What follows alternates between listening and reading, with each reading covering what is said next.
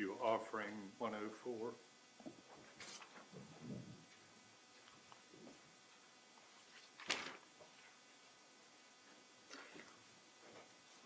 Oh, yes, sir. Okay, sorry.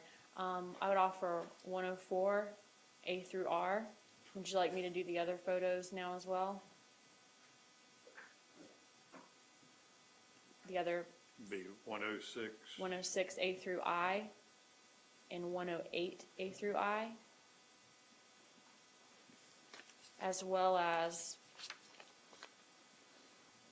if they weren't already offered, 132, A and B, the body diagrams. I think I've already admitted those, but if not, any additional objection to those exhibits, Mr. Prince? No, Your Honor. All right, those will be admitted. Actually, Dr. Flanagan, I have one more question for you about Ms. Peters. While you performed the autopsy, did you also perform a sexual assault kit? Yes, I did. And what is a sexual assault kit? A sexual assault kit is just evidence that we collect as far as head hairs, vaginal swabs, oral swabs, anal swabs, pubic hairs, that sort of thing. And what swabs specifically did you take of Ms. Peters during her sexual assault kit? Those that I described. Okay, so you did take a vaginal swab. Yes. When you did the sexual assault kit, did you notice any signs of trauma when you did a pelvic exam? No, I did not. Okay. And did you notice any injuries in that region? No, I did not.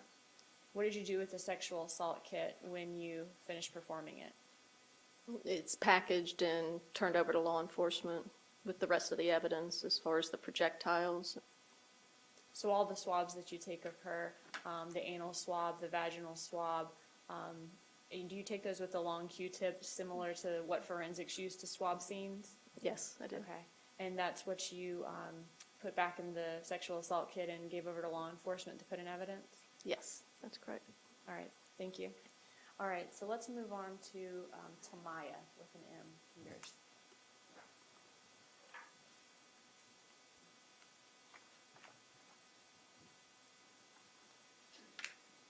When you received Tamaya's body, how old was she at the time? She was 6 years old. I want to first show you the first body diagram in this case, 133A.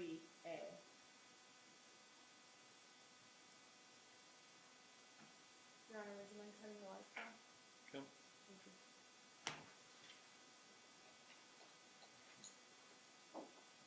What do we see in 133A?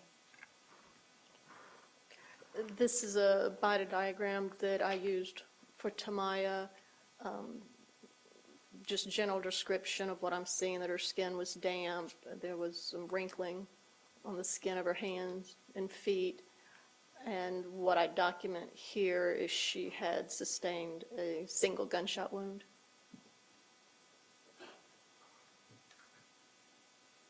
That appears to be to the right side of her head from the body diagram.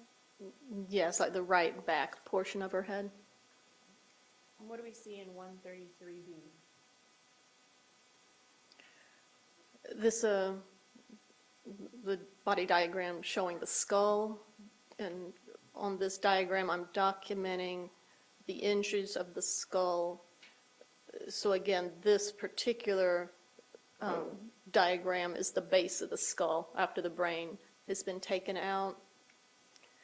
Here towards the back on the right side was an entry wound. That's where it passed through the skin and entered the cranial cavity. It traveled within the cranial cavity and exited on this left side in this general region.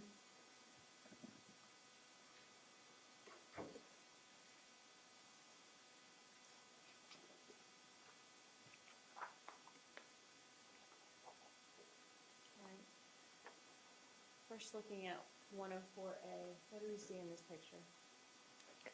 This was the photograph that was taken of her when I first saw her body before I taken anything off of her, and this was what she was wearing.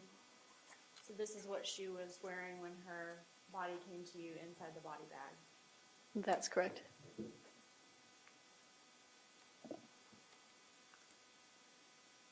And what type of shirt does she have on here? Does it have a hood on it?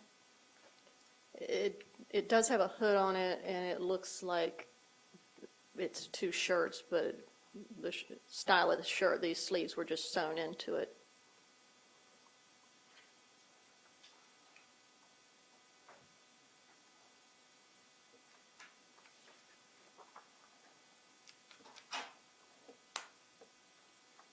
What do we see in 104 BB?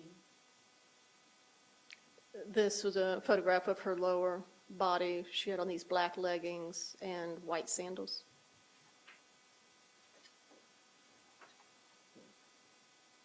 And in 104C? This was a photograph of her face, an identification photo.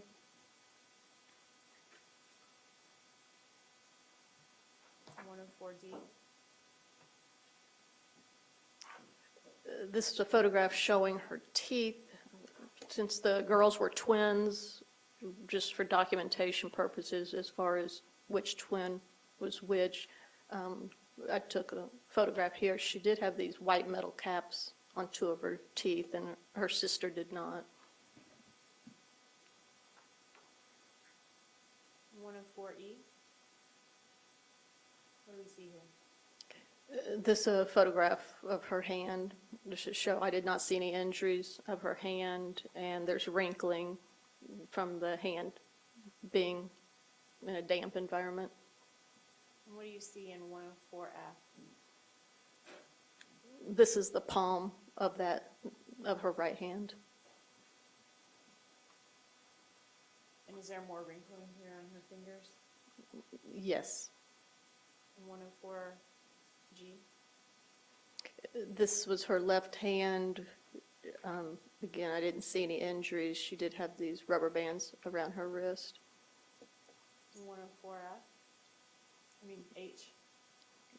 H, this is a photograph of the palm of her hand. Again, no injuries and wrinkling of the skin.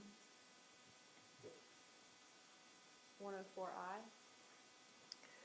This is a photograph of the right back of her head. You can see how her hair is styled in several of these braids.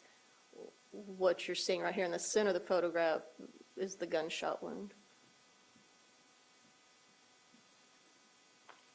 104J? This is a close-up of that wound where you can see it. It's on an area where the hair's been pulled back into the ponytail. 104K? This is again a closer up view of the wound. And here you can start seeing there is some stippling.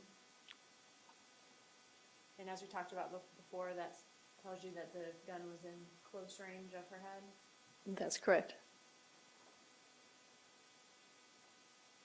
When you say close range, do you mean that the gun was right up next to her head? I can't put a specific number on it. When we talk about how close it is, we will classify it as contact would be the gun is up against the skin. Back a little bit will be a loose contact where you can see soot. Then there's a range where we say close range, and it's generally within several inches where we will see the stippling. And then beyond several inches, then we won't see any of the stippling or soot. It varies depending on the type of firearm, the type of ammunition, so those are just general parameters that we look at. Okay. And you're not a firearms expert, but you can say that this wasn't contact, but it was close range. That's correct. Looking at 104L, what do we see here? This is a photograph of what you saw before with the body diagram showing the base of the skull. So this is after the scalp's reflected back. The top of the skull has been removed. And back here on the right side, you can see where the bullet entered the cranial cavity and then it passed through this area of her skull. And in 104M, what do we see here? This is just another view to show where the wound track had passed. And finally, in 104N, what do we see? This is a photograph with a probe to show the direction that the bullet passed through her head. What was injured is the right occipital region, so the right back of this hemisphere, and there was also an injury of the brain stem, which is the vital area of the brain, so this would have been very rapidly fatal. What is 104O? This is a photograph of the x-ray of her head showing there is a projectile.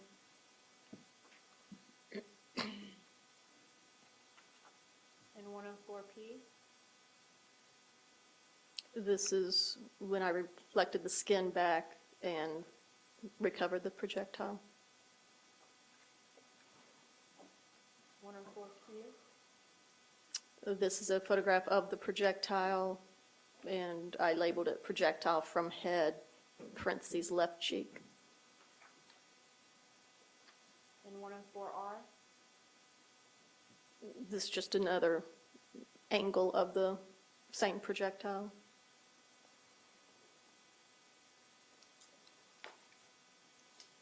Did you also examine Tamaya Peters's stomach contents? Yes, I did. And what did you see? I had described it as it's about 150 ml tan flocculent with partially digested food. I could see that she had also had partially digested food, and I described minimal fluid, so she really wasn't drinking much, just eating. And were you able to determine the cause of death for Tamaya? Yes, she died from the gunshot wound to her head.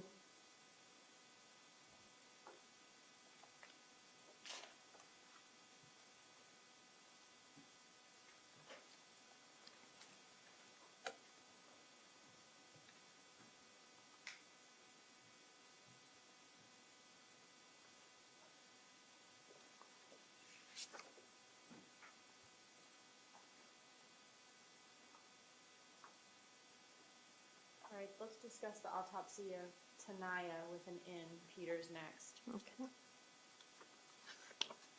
Was she also, being that she was a twin, she was 6 years old at the time of the autopsy? Yes. What do we see here in 106A? This is her initial photograph. She's wearing the shorts outfit with strawberry print.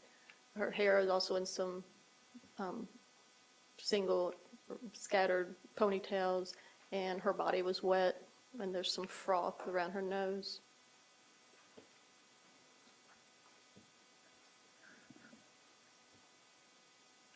And in 106B? This is a photograph of her lower body, just showing the shorts and no shoes. 106C? This is a photograph of her face, and what you can see here is this white froth around her nose.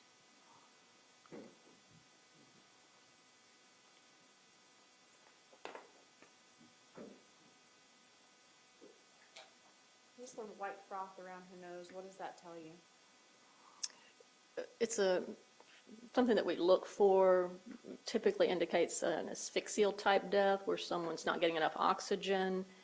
In this particular case, because of the drowning, and what happens, the fluid will mix with the air and it'll cause this white froth that'll come out of the nose and mouth. What do we see in 106B? This was a photograph to show her teeth, that she did not have the white metal caps, but she also had lost her left upper tooth. And in 106E?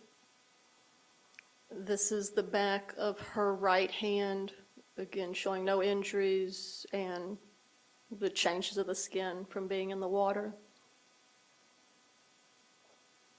106F. This is her right palm, again showing short nails and the wrinkling of the skin. 106G. This is the back of her left hand, again, same findings. 106H. This is the palm of her left hand. Did you also do an internal examination of Tanaya? Yes, I did. I'm showing you 106I. What do we see in 106I? This is showing the white froth that's in her airway. Again, it shows that she had died as a result of the drowning. So you determined the cause of death of Tanaya with an N to be from drowning? Yes, I did not find any other injuries as far as gunshot wounds or any blunt trauma, and she was found in the water, and these are the findings that corroborate that she died as a result of the drowning.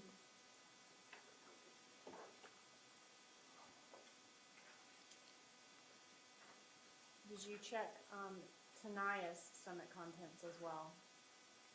Yes, I did. And what were her stomach contents? Hers were just like her sister's, about the same amount in partially digested food with not much fluid or liquid. Okay, so whatever they ate, they probably ate the same amount of? Yes.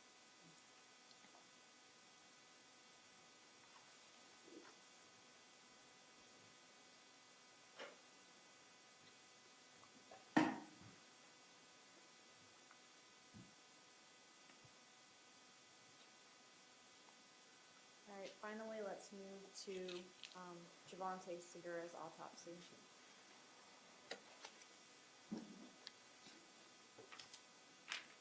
When you received Javante's body, how old was he at the time? He was 3 years old. What do we see in 108A? This was a photograph of him as he was when I first saw him. So this is what he was wearing when he was brought to you in the body bag? Yes. In 108B? This is his identification photo, and it also shows the moisture here around his nose. 108C? This is a photograph of his right hand. Again, no injuries. 108D? On his right palm. 108E? This is a photograph of the back of his left hand. He did have a healing injury on this finger. So that was not consistent with it being an injury from the day before this autopsy? Right, this was an injury that he already had on his finger. It was healing. 108F? This is a photograph of his left palm. 108G? And this is a photograph of his feet. What do you see in 108H?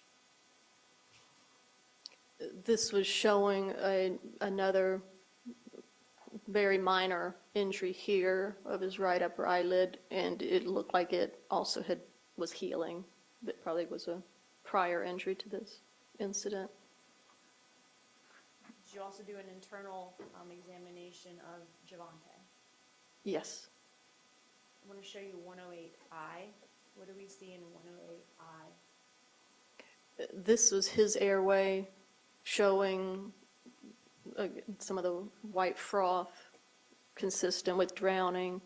I did not find any gunshot wounds or blunt trauma or any other cause of death for him, and these findings are consistent with the drowning.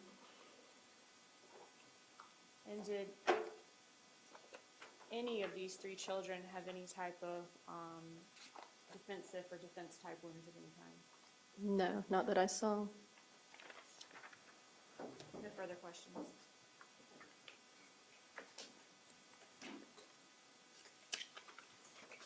Cross.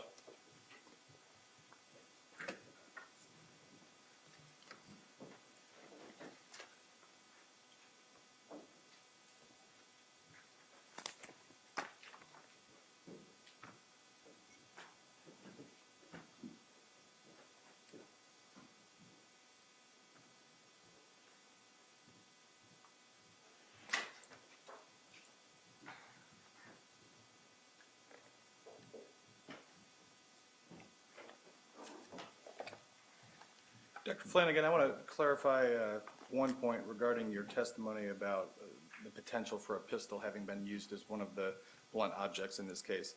Is it your testimony that it was that it could have been a pistol, or it could have been a pistol in addition to some other object? It could have been a pistol in addition to other. Okay. And do you agree also that some of the injuries could have been caused by or are consistent with a hammer or a shovel? The one that, the depressed fracture that was circular, that looked like it could be consistent with a hammer with that configuration.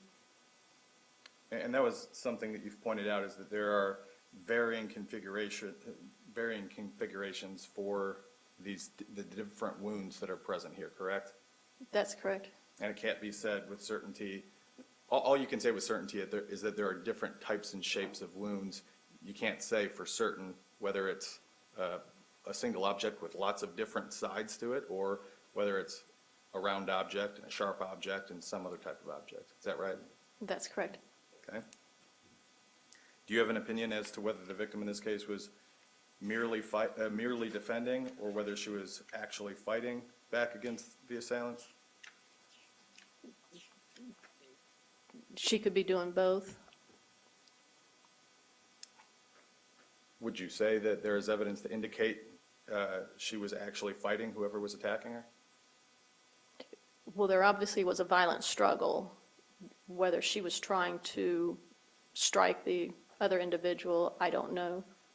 But the injuries to her hands are more consistent with tremendous force to cause the injuries that she has. Is it your testimony then that there's no evidence that she was actually fighting whoever's attacking her? That's correct. I mean, I don't see injuries. She may have been lashing out at the person, I don't know, but the injuries that she sustained to her hands were not from her hitting something. May I have first witness here?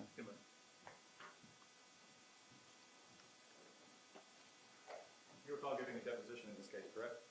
Yes, I do. You under oath at that deposition, just as you are today? Yes. Do you recall being asked, do you have any idea as to how long this entire episode took place? You have a page. I'm sorry, yes, for reference, it's page 28, beginning at line 14. I'll give you a second to get there. 28, line. Yes, sir, 14.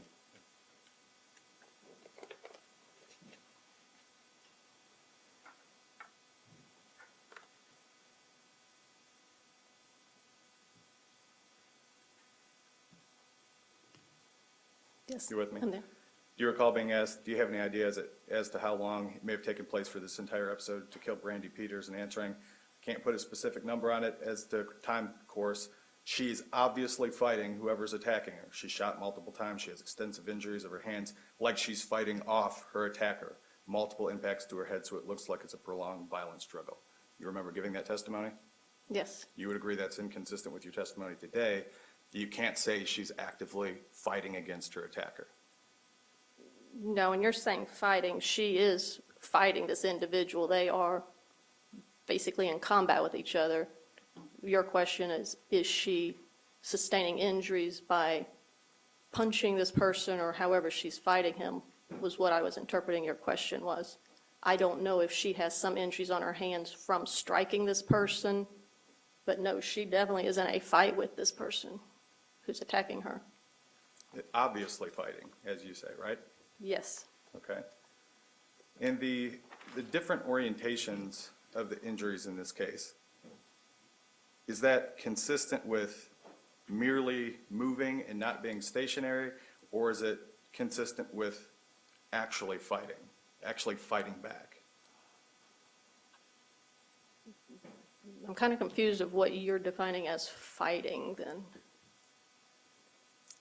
The word fighting. Well, I think that's a fair response, Mr. Prince. We're making a distinction between is she attacking someone versus is she fighting off someone. Those are two different things. I think that's a fair ambiguity the witnesses pointed out. Let's clarify that, please. Well, how do you define fighting? Well, as I described, she's obviously in basically combat with someone.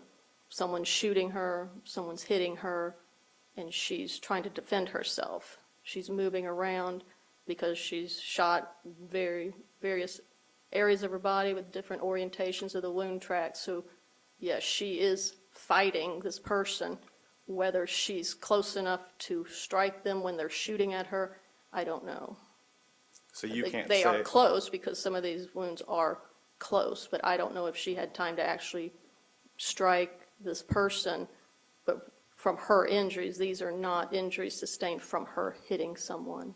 So when you say she's actually fighting, you mean she may be merely defending herself? Is that what you're saying now?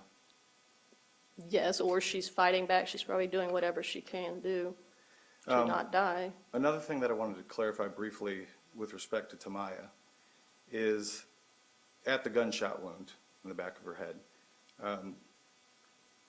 the hair was separated so that you could actually see, her skin was actually somewhat bare at that area because of how her hair was styled. Is that correct? Yes. Okay, no further questions. Redirect.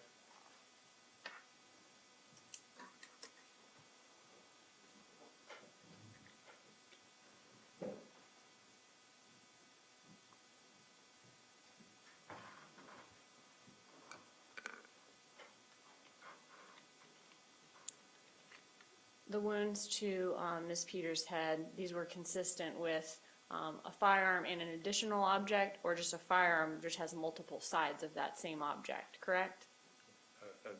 I don't think that's one question. Okay. You said that these injuries would be consistent with a firearm plus another object. You don't know what the other object would be, right? That's correct. Okay. Was it also consistent with a firearm, just a firearm that has multiple sides to that same object? Yes, it could be. You don't know what weapon was used in this case, correct? That's correct. And you said that the injuries that Ms. Peter sustained, those are from doing whatever she can, including putting her hands up to keep from being hit. Yes, the injuries on her hands are consistent with that. Okay. Any juror have a question of this witness? All right. If not, you may step down. Do we need to keep her further? Should be retained, Your Honor. All right. Remain under the rule, please, but you're free to go about your business. They'll call you if they need you. Call your next witness. Your Honor, I'm sorry to do this to the court. Can we take a brief break? The new witness, a little bit ahead of schedule. He's here. I just want to go over the evidence a little bit. All right, we'll let the jury step out.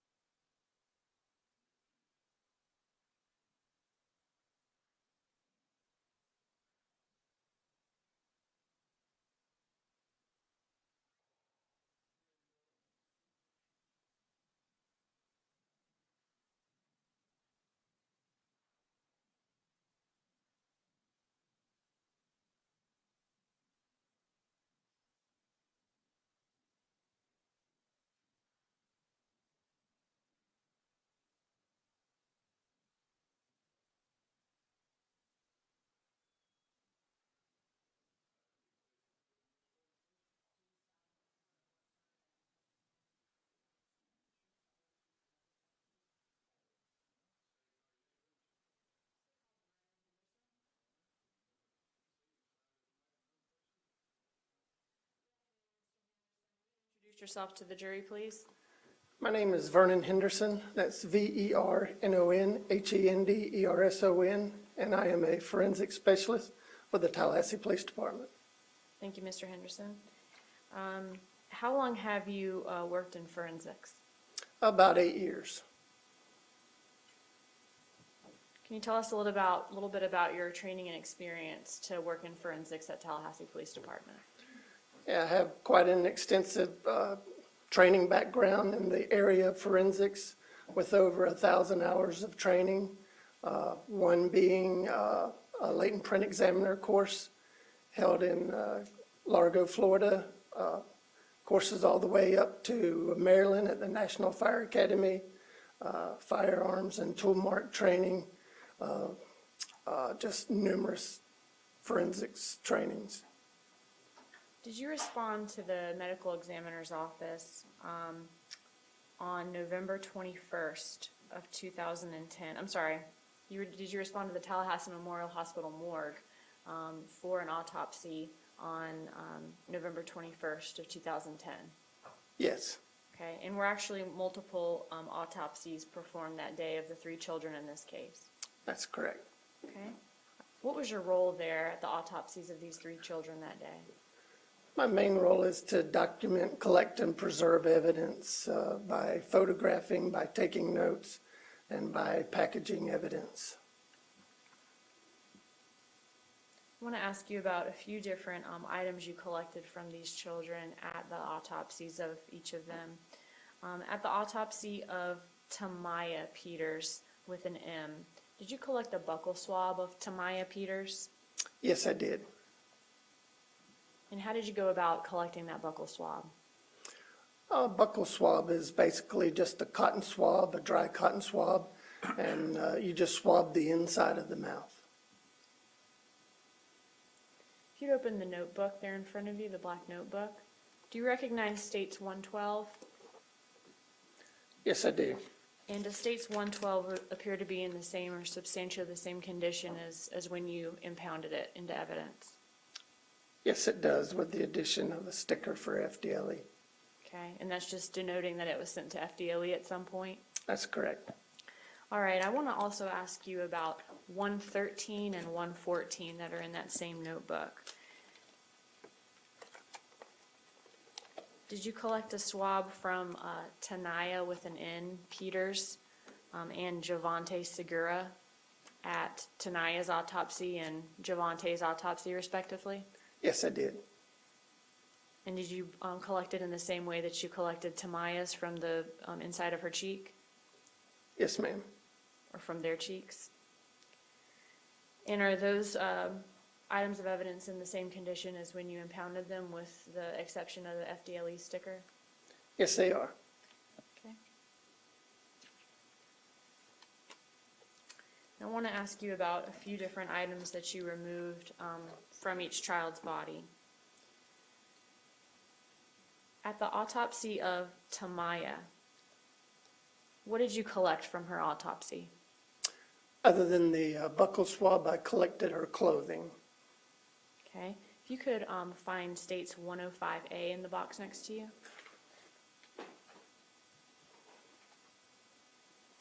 Do you recognize 105A? Yes, I do. And what is 105A? This is clothing from Tamaya, which included black pants, red underwear, black plaid long sleeve shirt. And does that packaging appear to be in the same or substantially the same condition as when you impounded it? Yes, with the addition of the FDLE sticker. Okay. And what about 105B, the small envelope from the box next to you?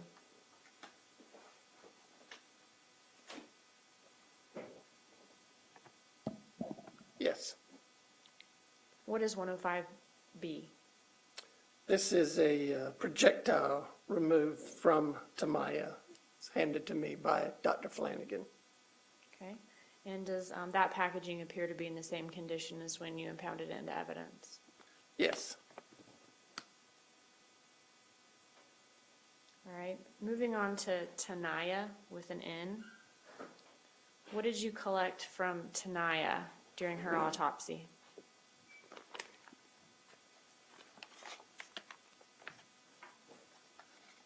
This is marked as State's Exhibit 107. This was pink shorts, white underwear, the sleeveless shirt with a strawberry print. Okay, and does that packaging appear to be in the same condition as when you impounded it? Yes. All right. And finally, for Javante, during his autopsy, what did you collect from Javante? And this is State's Exhibit 109. Yes, sir. This is gray pants, Spider-Man underwear, and that was it. And is that packaging in the same condition as when you impounded it? Yes.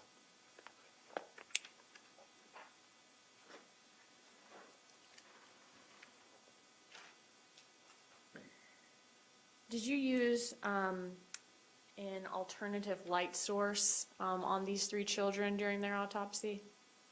An alternate light source, yes, I did. An alternate light source, I apologize. And what is an alternate light source? A light source is just a special wavelength, and it helps you to see things that you normally cannot see under normal lighting or with your own eyes. Like what? What types of things were you looking for that light may illuminate? I was looking for bruising under the skin or any type of abnormalities, and in this case, I had found none on all 3 victims. Bruising under the skin meaning maybe they have an injury that they got so recently that it's not even showing up yet? Right. And did you find any abnormalities in any of the 3 children? No, I did not.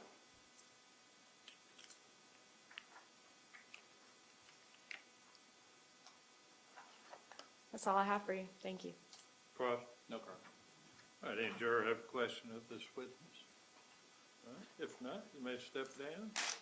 We want to keep him, No, sir. be excused. Yes. All right, you're excused. Thank you for being here. Call your next witness. Your Honor, this time state would call Agent Jeffrey Foggy.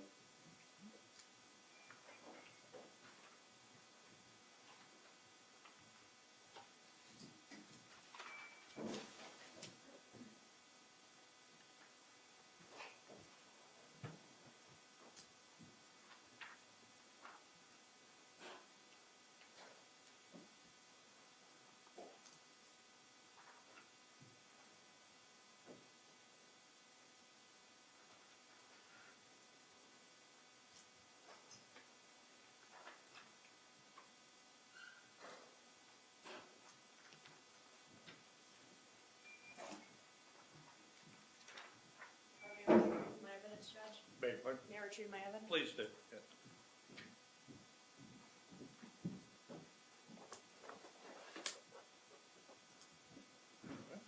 Do you solemnly swear or affirm that the testimony you give in this case will be the truth, the whole truth, and nothing but the truth? I do.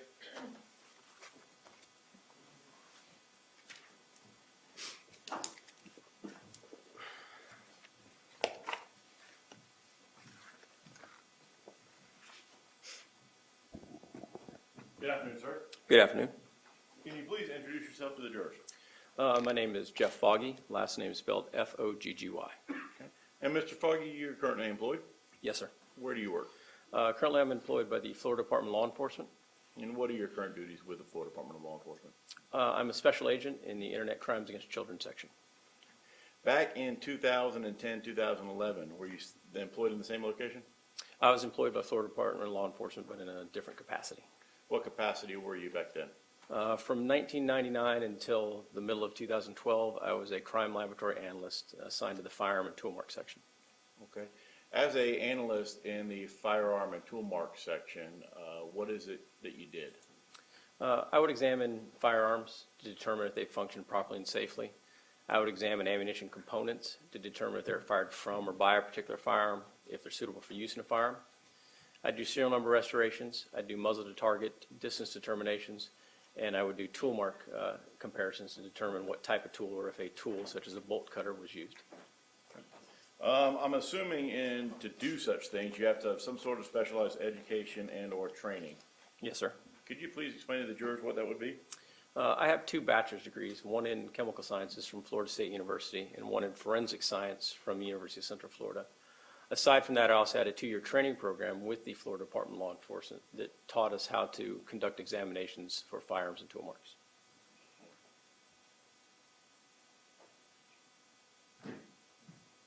And I believe you said you started employment as a firearm analyst when?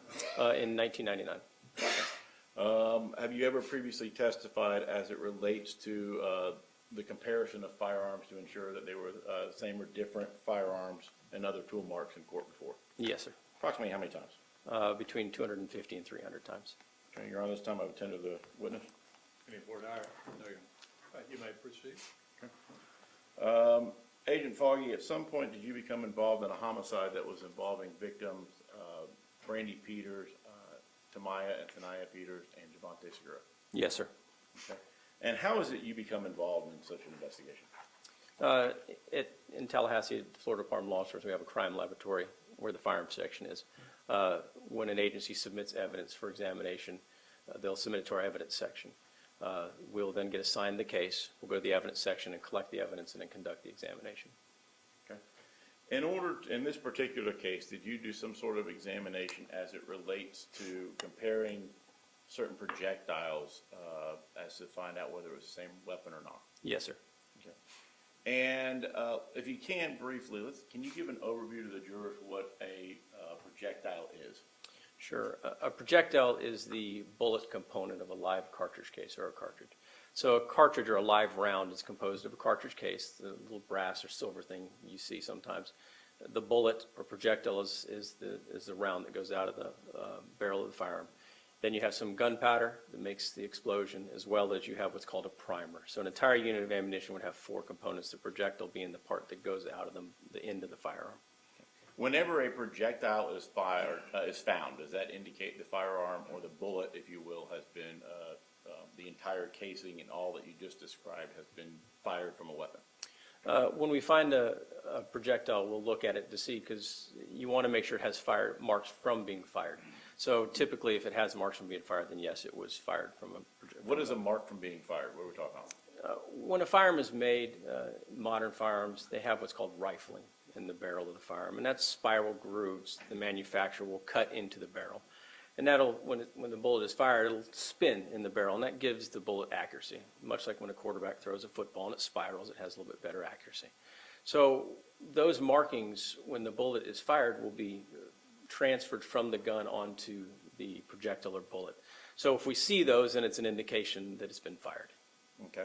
And as it relates to those markings from the rifling, are you able to go back and look at those markings to make a determination regarding whether or not a single firearm or multiple firearms are being used? Yes, sir. Okay. If you can, there are different kinds of, in this particular case, let me back up. Are you able to tell the size of or a caliber of a projectile? Yes.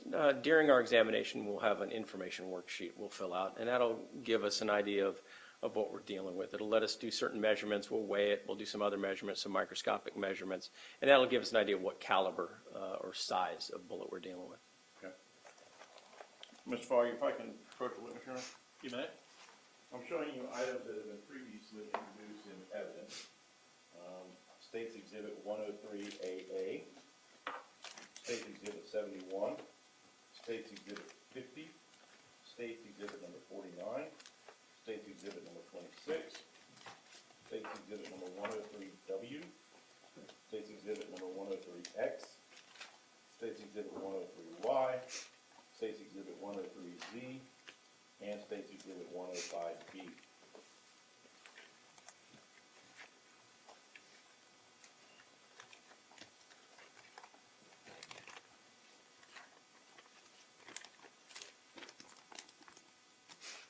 Yes, sir.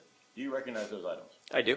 Okay, how is it you're able to recognize those items? On each exhibit, I'll have our unique FDLE case number, my initials, and the exhibit number on the outside of the packaging. Okay. Were you asked to analyze those particular items? I was. And are all of those items the projectiles, 10 projectiles that were provided to you? Yes, sir. Were you able to make a determination as to what caliber of weapon that would have been? Yes, sir.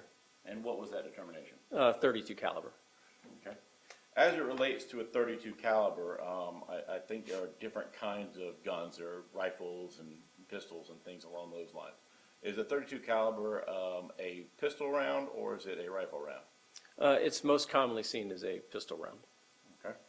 And as it relates to firearms, and correct me if I'm wrong, I understand there are semi-automatic guns and there are revolver guns and things along those lines. Is that correct? That's correct. Could you briefly describe to the jurors what the difference between those different kinds of weapons are? Sure. The main difference is how the cartridge cases are kept once it's been fired. In a revolver, the firearm, you'll manually load a cylinder. You'll place the cylinder into the firearm, and when you fire the gun, the cylinder will rotate, firing the rounds. The fired or spent casings will stay in the firearm until you manually remove them. So you have to open it up, remove the rounds, put more rounds in, load it again. For a semi-automatic firearm, the main difference is it expels those rounds automatically. That's what the semi-automatic portion of it, or in the case of an automatic, that's the automatic portion of it. When you fire the round, the bullet goes down range, the little brass or silver cartridge case is thrown out of the firearm, and they're left however many you have. So the main differences are just that. The revolver, you manually have to take the spent brass out. In a semi-automatic, it's automatically ejected. And revolver, we're kind of like similar to the old cowboy wheel guns and stuff like that. So only cowboy guns. That's correct. Okay. As it relates to those 10 projectiles, let's talk about a 32 caliber. We've already talked about it. Most commonly is found in a pistol round. Is there anything that is it more common for a revolver or a semi-automatic gun? It depends on the type of 32 auto or 32 caliber. Okay. What do you mean by that? 32 auto is made for a semi-automatic pistol. You also have different types of 32 caliber, 32 Smith & Wesson, 32 Smith & Wesson long. Those are made for revolvers. So it depends on the age of the ammunition. So depending on what you're looking at, you've got a different type of firearm that could fire it. What's the difference between a 32 auto and a 32 long, if you will? It's just the size of the cartridge. For like a 32 auto, it can be fired in revolvers or semi-automatics. 32 Smith & Wesson long is strictly for revolvers. Okay, so the 32 long can only be fired in a revolver, but the 32 auto can be fired in either one. That's correct. It's not advised because newer ammunition has a lot more pressure and it could damage the firearms, but it's capable of being fired in a revolver. Okay. As it relates to those projectiles, did you do any kind of microscopic or other kind of comparisons as to whether or not they were fired from the same firearm? Yes, sir. Okay, how do you go about doing that? As I described before, when the manufacturer puts the rifling inside the barrel, what happens is the tools that do that leave minute imperfections. They leave scratches. They leave all kinds of little marks inside the barrel, if you were. As the bullet is fired, it'll pick up those imperfections. I can then use what's called a comparison microscope. And a comparison microscope is two microscopes side by side. I look in one field of view. I can look at one item on the right, one item on the left. And I have different magnifications, anywhere from 6 power all the way up to 200 power, depending on the magnification, depending on the microscope. What I'm doing is I'm looking through the microscope to see those marks that the firearm will leave on the bullet. And I'm looking to see patterns of those marks and see if those patterns line up. On simpler terms, it's much like barcodes. If you have a bunch of barcodes and you cut them in half and you lay them on a table, you can start taking them and looking at them. That's what we're looking at. We're looking at the scratches or the marks left by the firearm. Okay. And using this dual microscope that you have, do you have the ability to photograph the things that you're looking at for demonstrative purposes? Yes, sir. Okay. And did you take photographs of this comparison as you did it? Yes, sir. Okay. If I can approach the witness, Your Honor? You may. I'm showing you some previously marked as States Composite 119 photographs A through AA. Without showing these to the jury yet, can you please take a look at them?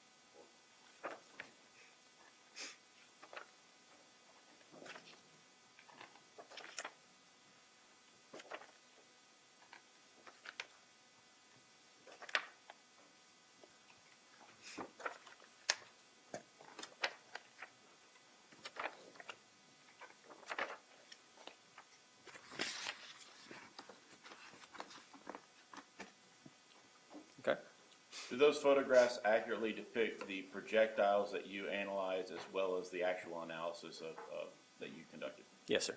Okay. And would those photographs aid in your testimony here in front of the jury? They may aid the jury, sure. Your Honor, this time on this case composite 119, photographs A through AA into evidence, please. Any objection? No. Be admitted? You might. Your Honor, permission to publish these throughout the course of Mr. Foggy's testimony.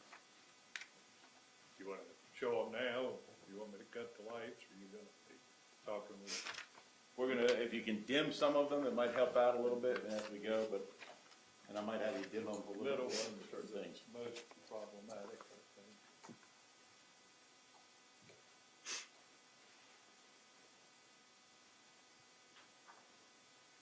Now, Mr. Foggy, first and foremost, I'm showing you State Exhibit 119A.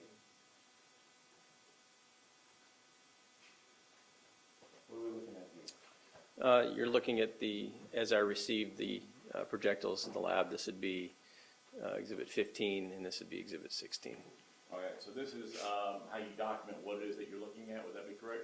That's correct. When I receive a piece of evidence in the laboratory, I'll open it up and I'll take a photograph of it. Okay.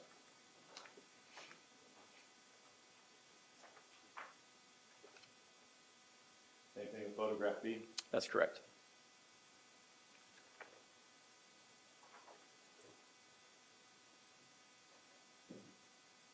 Same thing?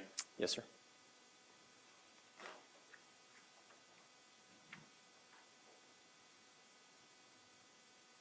And once again?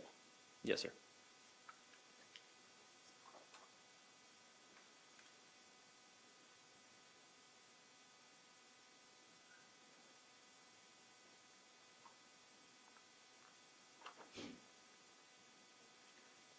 Photograph number F.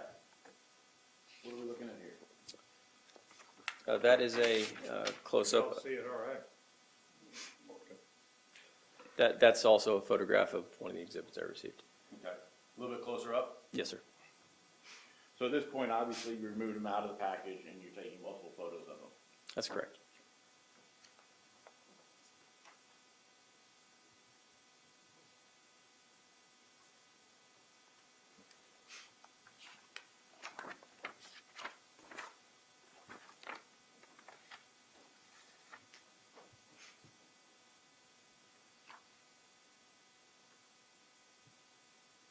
Let me ask you a question about this one. I notice as we look at this particular item, this one over here seems to have a flat surface, and this one seems to be more, I guess, original, if you will. What would cause something like that? The projectile that you see on the right, which shows Exhibit 98, the damage is caused by it hitting something. Wood, bone, metal. So that particular projectile right there has impacted some surface to cause it to be damaged. The exhibit item 96 you see on the left-hand side, that is what we would consider to be a more pristine type of a projectile. It has not impacted any material that would cause it to be deformed. And these item numbers, we're talking about Tallahassee Police Department item numbers, correct? I believe I have them as Exhibit 98, so that would be our department number. Okay.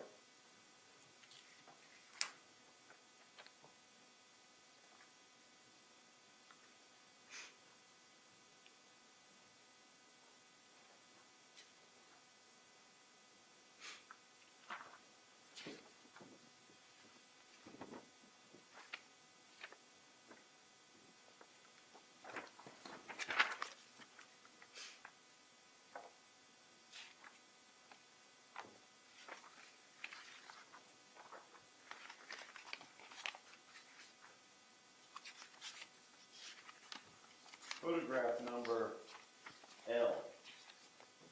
What are we looking at here?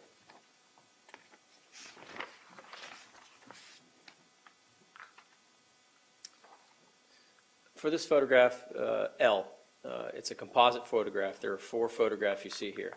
What these are photographs of is through my comparison microscope. So what you have is, you'll notice there's a black line on each of these photographs. So what that is on the left-hand side is one stage of my microscope. On the right-hand side is another side. So when I'm making my comparison and I get to an area that in my opinion is an identification area, I'll take a photograph of it. And so what you're seeing here is you're seeing which exhibit is here. In this case, on the upper left-hand image, you have exhibit 94. 28x is the power of the magnification, so it's 20 times magnified. Exhibit 15 is here on the right-hand side. And what this notation here is this is LIMP, stands for the land impression. That rifling I was talking about has what's called a land and a groove. So this is the land impression, and this is telling you that it's 1 north of my blue dot index. So I index all my projectiles when I start looking at them. So this is, in this case, there were 5 of these. So this is, if you take my blue dot, it was 1 to the north of the 5. And that's consistent with what you're seeing on each of these photographs, and then there's a notation of where the photograph was taken.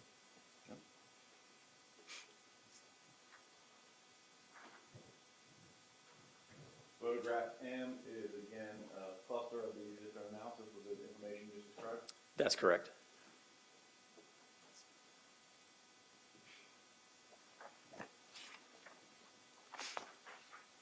What photograph number N? What are we looking at here? This is what I'm showing here is when I'm looking at projectiles, I'm looking not only for the firing characteristics, but I'm looking for any other kind of anomalies or other characteristics. What I'm showing here in Exhibit 105, the upper left-hand photo, I'm showing what are called slippage marks. To describe that, when a round is fired, like I said, it starts to spin in the barrel. In this case, this round didn't quite engage the rifling right away, so it slipped a little bit. It didn't quite get in and rotate right away. It started to go in straight, and then it slipped into the rifling. Then it went down the barrel. Photograph number P, I believe that's a close-up of that particular photograph. Yes, right here. And the slippage, as you're seeing here, see on the bottom half of this right here is the land impression where the blue dot is. What does that mean? The land impression is that the lands and grooves inside the barrel. So the raised area of the barrel is digging into the bullet. And so that's called a land impression. This right here is what I call slippage, and that it hasn't quite engaged the rifling straight away, and it slipped a little bit. That's common. We see that commonly in very poorly made firearms. We see that in firearms that are firing a caliber or a round that's not meant for the firearm, and that's just something we'll note as we're doing our examination. Now, you said something about a round not meant for a firearm.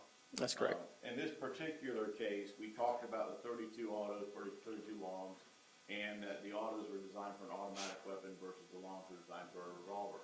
Does this marking give you any indication about the possible weapon that may have been used or the ammunition that was used at this particular time? The round itself, if we go back to that, you'll see it's got a brass or coppery color to it. That's called a jacketing.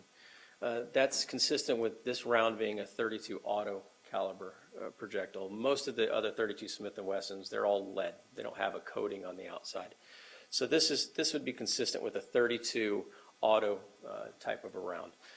In this case, this is typical of what we see a 32 auto fired out of a revolver. There's usually some sort of slippage marks when that happens. So if I understand you correctly, you're talking about this maybe a 32 auto projectile or bullet fired out of a 32 revolver.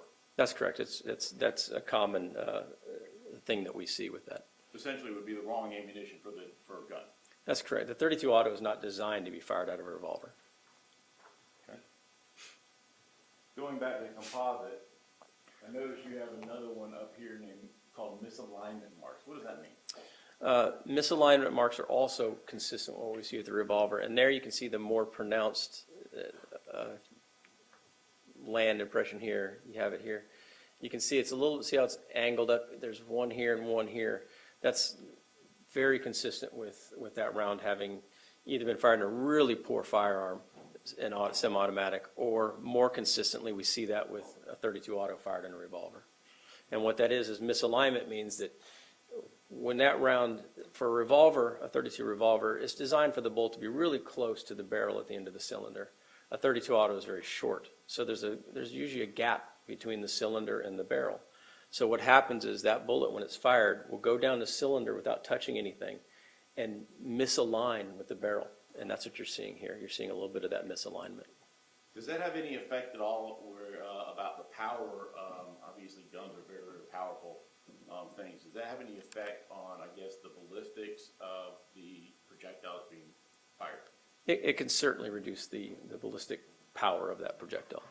So having the 32 auto ammunition, a 32 revolver could reduce the power of the gun. Yes, and that could be, it depends on how long the cylinder is. It depends on the ammunition, depends on how long the barrel is. But yes, there's certainly a reduction in the efficiency of a 32 auto when fired out of a 32 revolver.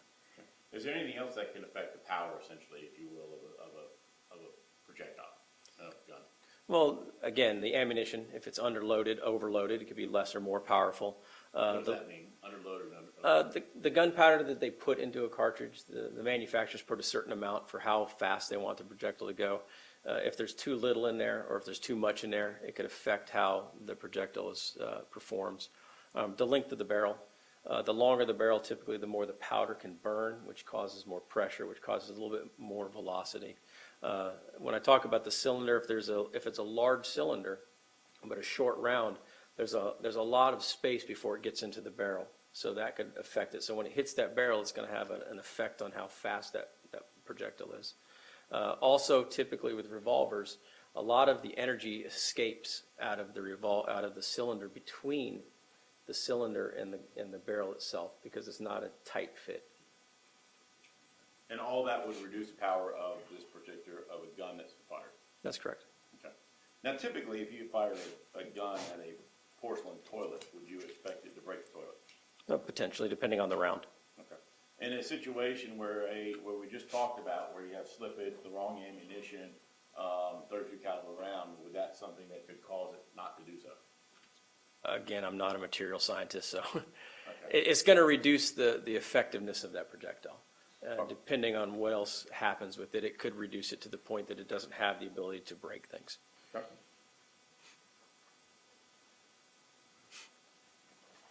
Is the two bottom photographs where you're looking at it from the side and the tip there, are there any significance to those particular photographs? I just took those photos for myself. During my examination, we also tried to figure out if we can determine a manufacturer of a particular round, and so I was taking those just to see if I could determine that. Were you able to do so? I believe, if I may refer to my notes, Your Honor. Yes. May I refer to my notes? Certainly. Thank you, sir. Let's see.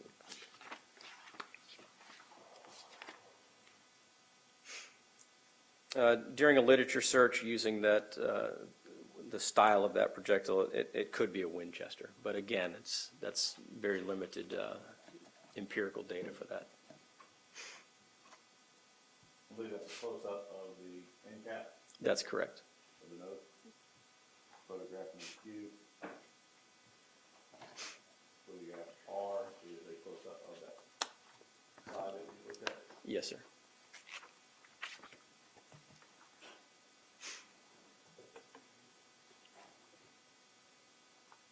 Next, refer to photograph number S.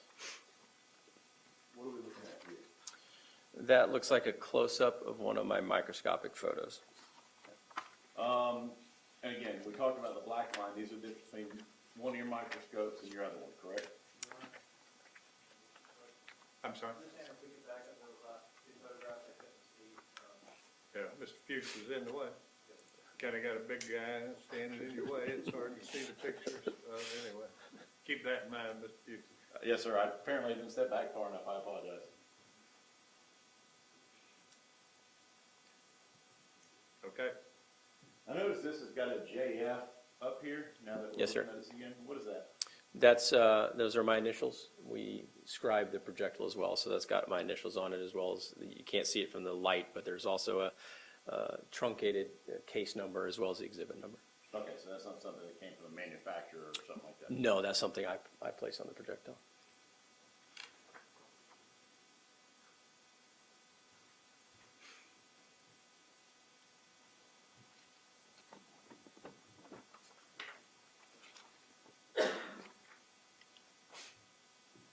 Back to photograph, I think it was S.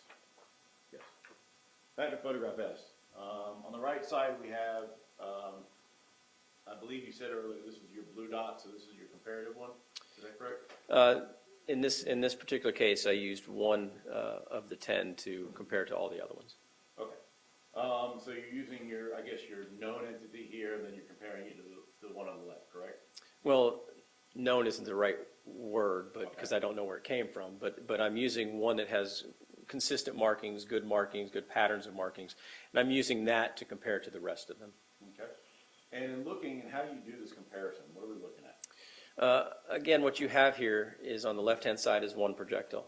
On the right-hand side is another.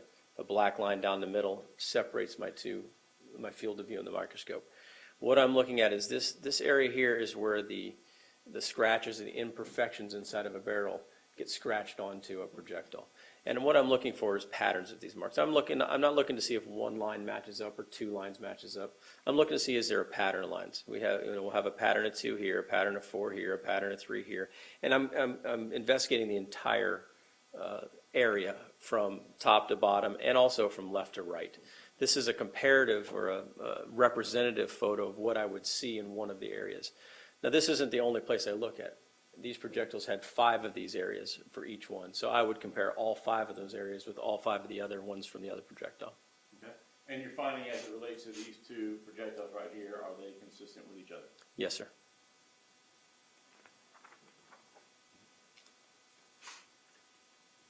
Photograph number T. Again, that's another blow up, if you were, of one of my microscopic photographs. And is your comparison here where that they aren't that consistent with each other? Yes, sir. This is showing another pattern of markings from the firearm to the projectile. And the one on the right-hand side is still that standard one you used to compare everybody else? Typically, that's how I would do it. If I have one that I'm using, I always keep it on the right-hand side, and I'll put on the left-hand side, I'll put the other ones.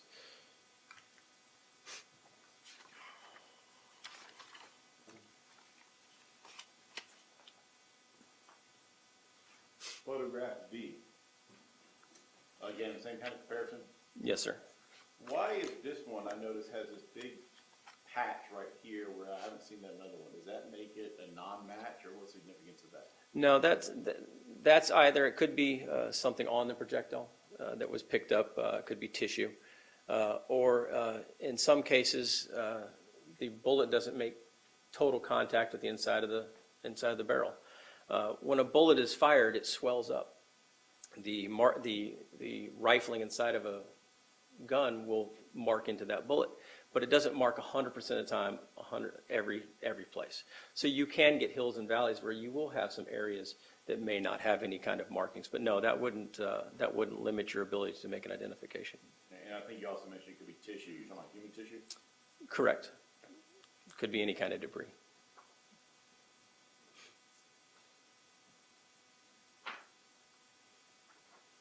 Photograph W. Is it very the same? That's correct.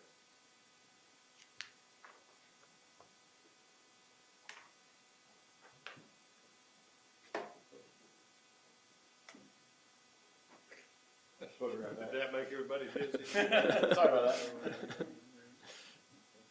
Same thing we're talking about? That's correct. Based upon analysis, is consistent with each other, both of those? Yes, sir.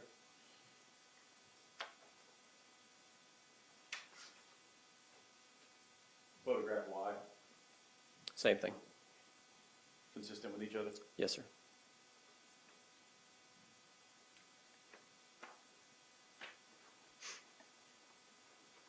Photograph U. I notice both of these seem to have a imperfection, if you will, or some sort of foreign material there. It's either a void or there's some material on there. Yes, sir. Consistent with each other? Yes, sir. Photograph Z. Consistent with each other? Yes, sir.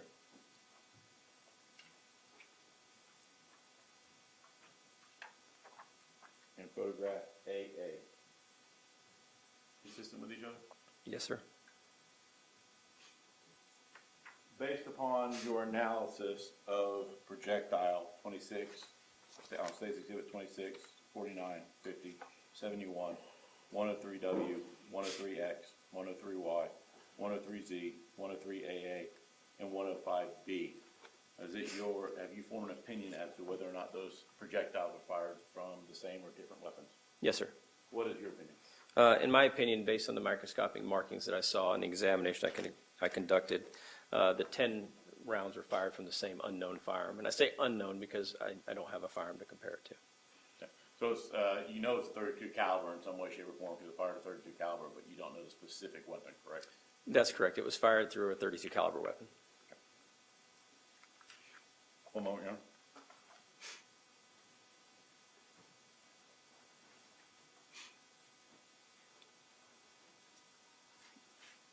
All right, no further questions, Your Honor. Cross? No cross.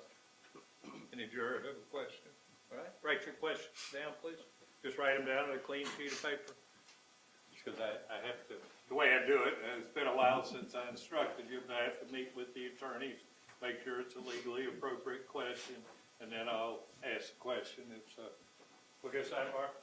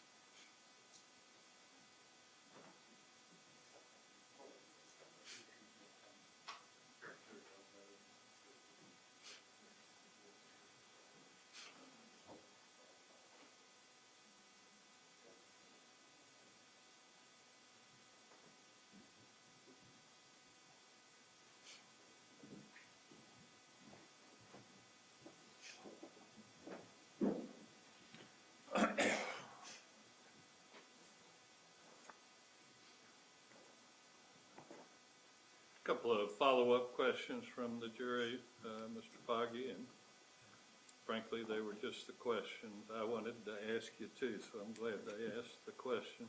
How many cartridges or bullets does a revolver typically hold at one time? It depends on the caliber, of course. Usually, let's talk about a 32 caliber. It can hold between 5 and say 7. Typically, is what it'll hold. 22s can go up to 9, but for a 32, it's typically between 5. 5 or 6 is common. There might be an oddball out there that has 7. Are you aware of any that hold 10 rounds? I'm not aware of any that hold 10. How many would a 32 semi-automatic pistol typically hold? Typically, a 32 auto pistol holds 7 as well.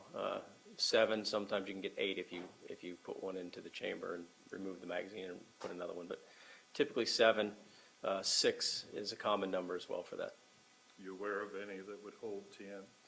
It depends on the magazine. Again, if you can get an aftermarket magazine that would fit into the round or into the firearm, then potentially yes, sir. You may need to explain what you mean by that. When the magazine for a semi-automatic is a lot of people call it a clip. It's the part that holds the unfired rounds. Typically with a 32 auto, you're going to see a 6-round capacity, so you can put 6 live rounds in there, and you can put 1 in the gun. If you can find aftermarket, which means not from the manufacturer, that holds 50 rounds, then you can, and it fits in the gun, then you can certainly use that. Any follow-up from the state? Yes, Your Honor, I do actually have another question too.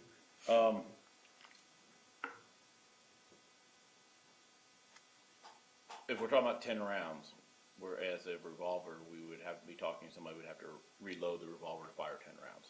That's correct. And similar with an automatic as well, correct? With a normal magazine, yes. Okay.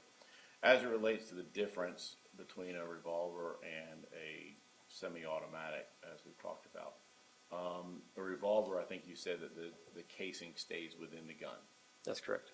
and would have to be physically removed by somebody. That's correct. Okay.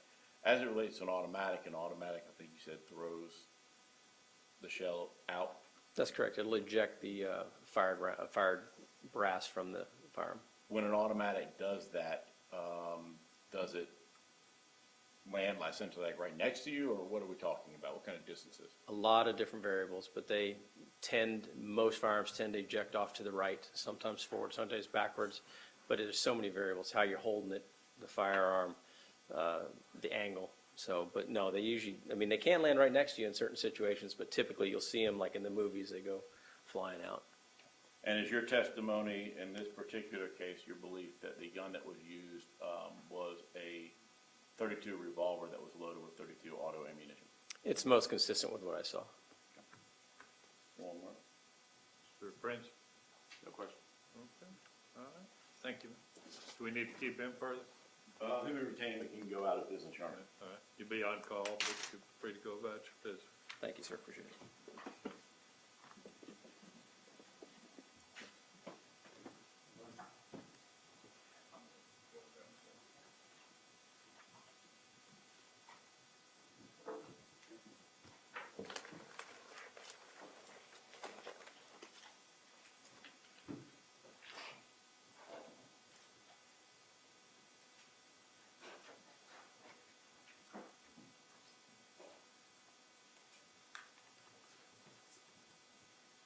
Stall in just a minute, because state tells me they want to recall Dr. Flanagan real quickly while that's still fresh in your mind. Apparently there was something they needed to clarify with her.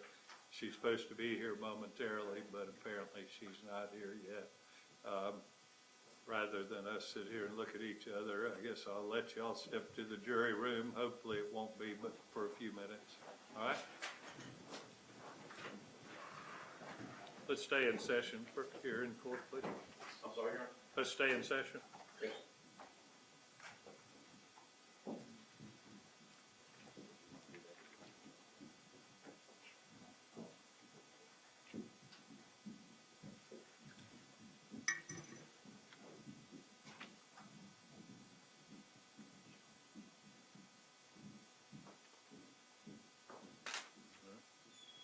While everybody can be seated while we have just a moment to kill, let's talk about scheduling a little bit. The state has indicated they expect arrest on Wednesday. Assuming you start first thing Thursday morning, Mr. Prince, how long are you thinking your presentation will be? Still somewhat dependent on court rulings, but 2 to 3 days, I would say. What's that? 2 to 3 days. Okay. I was trying to kind of make a list of what we need to resolve. We're going to need to have a hearing on the Washington Paramore issue. We need to get a final answer from Mr. Santos as to what he's going to do. If he claims the 5th, we need to have a hearing, and having gone back over the Chambers case, one of the things we're going to have some testimony as to reasons to doubt the credibility of Mr. Santos and anything that would tend to corroborate Mr. Santos, since those are issues the court's going to have to determine. And then I need to resolve the email question. Those seem to be the major issues that need to be resolved. Anybody think of any other major issues that need to be resolved? I can't think of any issues, Your Honor, but just for the court's help and planning purposes, when I say Wednesday, I am anticipating that we will be resting somewhere around lunchtime, so it would allow the afternoon to conduct those hearings. Do you think of any other major issues we need to resolve? Not off the top of my head. And I don't see how I'm going to be able to resolve these issues without some testimony. But I think we're going to have an evidentiary hearing, and I don't want the jury sitting in the jury room while we do it. So let's shoot for that then, Wednesday after the state press, even if it might be late. If we have to do it late, so be it, but we'll try to get that. So if you have witnesses on any of those issues, we need to have them available Wednesday afternoon. I'm open for y'all's thoughts on how we bring this Mr. Santos thing to a head.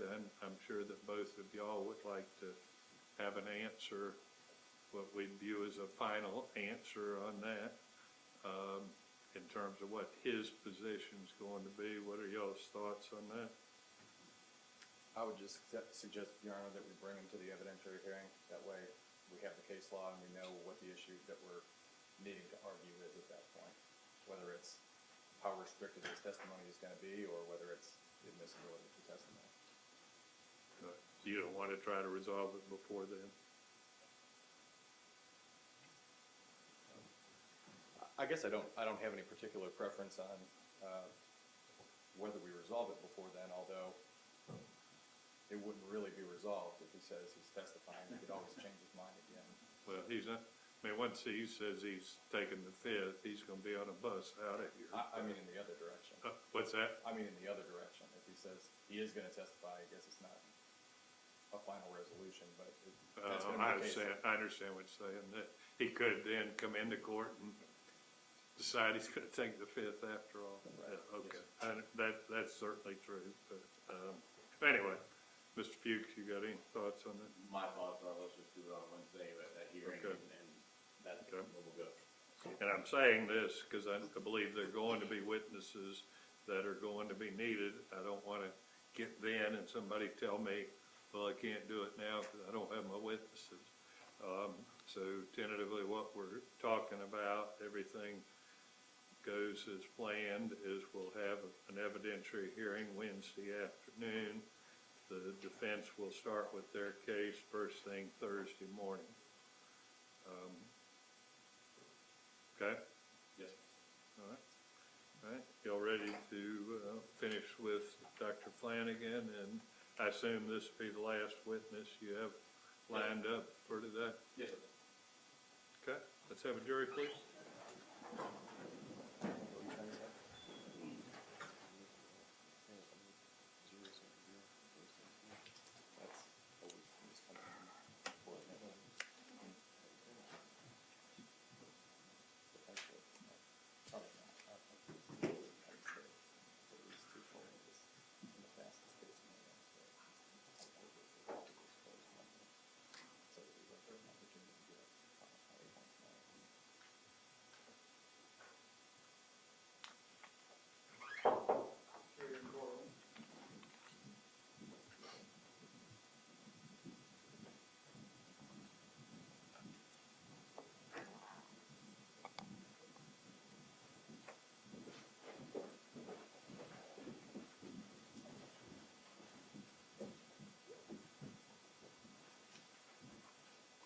everybody be seated. Dr. Flanagan, you remain under oath. Dr. Flanagan is recalled to the stand. Ms. Dugan. Thank you for joining us again, Dr. Flanagan. What does death by drowning, what does that involve? It's basically an asphyxial type death where the individual dies from lack of oxygen. They're not able to breathe air to keep oxygen in their blood, and then they die from that. How much time does it take for a person to drown? Well, once someone is not getting enough oxygen to their brain, they will pass out. So they're not technically dead, but they go unconscious. It takes longer than for the body to have the heart actually stop beating. That can take a few minutes, but if someone's head is underwater, depending on, if they're holding their breath for a while or if they immediately try to breathe, there's no way to tell, but once they do not get enough oxygen and pass out, that can take 10, 20 seconds or so. But then if they're not removed from the water, they will go on to die within minutes. Okay, so about 10 to 20 seconds until they go unconscious. And I mean, would you say more or less than 5 minutes until their heart stops beating? It varies depending on the individual. Sometimes people are in longer and are able to be resuscitated, and others are not. But I'd say generally, 3 to 5 minutes before someone will not be able to be resuscitated. Okay, thank you. Cross. Just very briefly, I guess to clarify, you're saying in the fastest case scenario, 10 to 20 seconds, if they have no air in their lungs to start with when they're forced underwater, correct? Right. Again, these are obviously general times, but Right. if someone's head is put under and they hold their breath, for 30 seconds, once they do start breathing and inhale the water, then they'll pass out. And you couldn't form any opinion as to how long it would have actually taken the children in this case, because you don't have any information about how much air they had in their lungs to start, correct? That's correct. But even once they stop breathing, they'll pass out within 10 or 20 seconds or so. I understand. No further questions. Rita, did you ever have a question on this subject? All right, you can step down. Hopefully we won't call you again today, Dr. Flanagan.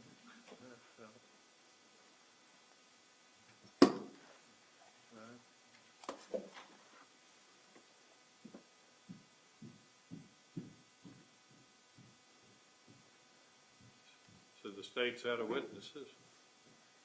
Yes, sir. So be a good time to break. All right, I hope it won't hurt anybody's feelings. We'll get done a little bit early this afternoon. I've met with the lawyers and discussed scheduling. They tell me we're, on a good pace to, well within what we planned. So we're making good progress. Remember, don't discuss the case with anyone. Let anyone discuss the case with you. Don't read any or listen to any media accounts. You're hearing it firsthand. You don't need to hear it from somebody else. You're sitting right there.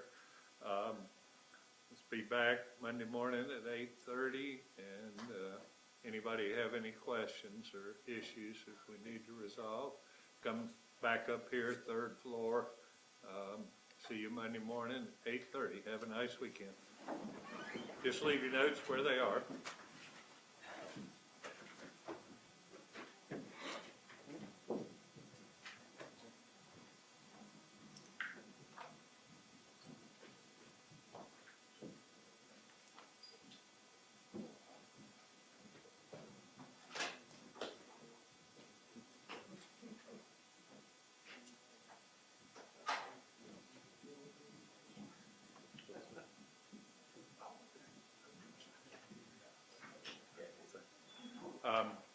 Along the lines of what we need to resolve, I'd like to have a copy of the emails in question, and there was some reference to a letter from Mr. Santos that was discovered before, or I guess delivered before the murders. Yes. I'd like to see that also. So Monday morning will be fine, but before we get into the hearing, I'd like to have a chance to read those. I know I have excerpts of them, but I'd just like to see the document itself. All right? Anything from either side? All right, Oh, I have one thing, sorry. okay. All right, so for exhibit 128, I guess on my original list, I had A through X. Evidently, I miscounted. I think we only have A through, I'm sorry, this is 128, not 28. I think we only have A through W. So the record should reflect that those photos are 128, A through W. That's for the Chevy truck, Yes, sir. okay? Is that what the clerk's record show? All right, anything else? Yes, sir. All right, y'all have a nice weekend. We'll see you 8:30 Monday morning. Thank you.